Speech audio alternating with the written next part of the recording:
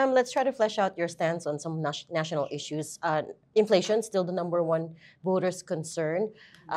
Bigas.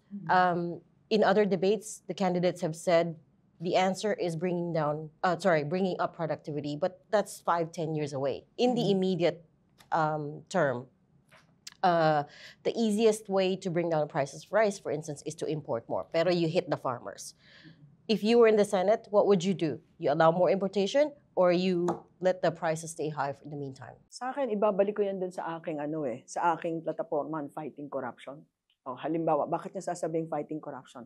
Let's talk about production facilities in support sa mga agrikultura, di ba? Halimbawa, yung farm to market roads. Kailangan yan para hindi masyadong mahal ang pagdadala ng mga tinanim papunta doon sa market, sa pamilihan, Pero kadalasan, dahil may corruption, farm to cockpit roads ang inuwian. Yung mga kalsada para sa agrikultura, sa halip na daanan ng mga basic products, kaya ng palay, etc., ang ginagawa ay yung mga kalsada magtutungo doon sa mga sabungan o yung kalsada para sa resort. So ito yung tinasabi nating kahalagahan ng tinatawag nating paglaban sa katiwalian. Pangalawa, sisingilin natin yung mga tinatawag nating oversight agencies dyan. Gawin nyo yung trabaho nyo, Kasi ang tingin natin, kung yung mga magsasaka, Department of Agriculture halimbawa, agrarian reform, lahat-lahat yan.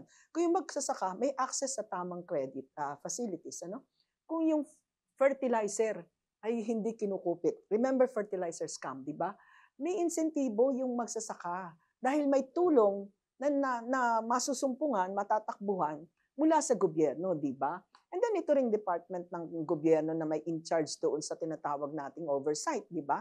National Food Authority, nandyan din para mabalanse yung tinatawag nating market supply ng bigas, But at the same time, protecting the farm gate prices. Dahil mandato mo rin yan ingatan ang kita ng magsasaka. So sa totoo lang, dahil 27 taon akong nagsilbi sa gobyerno, alam ko kung ano yung proseso na ating pagaganahin. Alam ko kung ano ahensya ang iyong bubugbugin. At syempre, babalik tayo sa aking ipinangako. Masusing budget, pagbabantay ng budget. Bakit? Para may budget na sapat. May budget na walang kupit. Kung ganyan, may insentibo ang magsasaka. Kung maayos ang mga farm-to-market roads, mababa ang presyo ng pagtatakbo or pagdi-deliver nito. At kung merong insentive, ibig sabihin, tamang presyo ng palay ang natatanggap ng ating magsasaka, mas maiengganyo silang magtanim. Syempre, sa halip naman magtanim, ang ginagawa, binebenta ang lupa sa subdivision, sa mga developer, di ba? So, kailangan bantayan din itong ating tinatawag na regulatory agencies. Ano ba yung inyong mandato? Ginagawa nyo ba? So, ganun, napakasimple lang.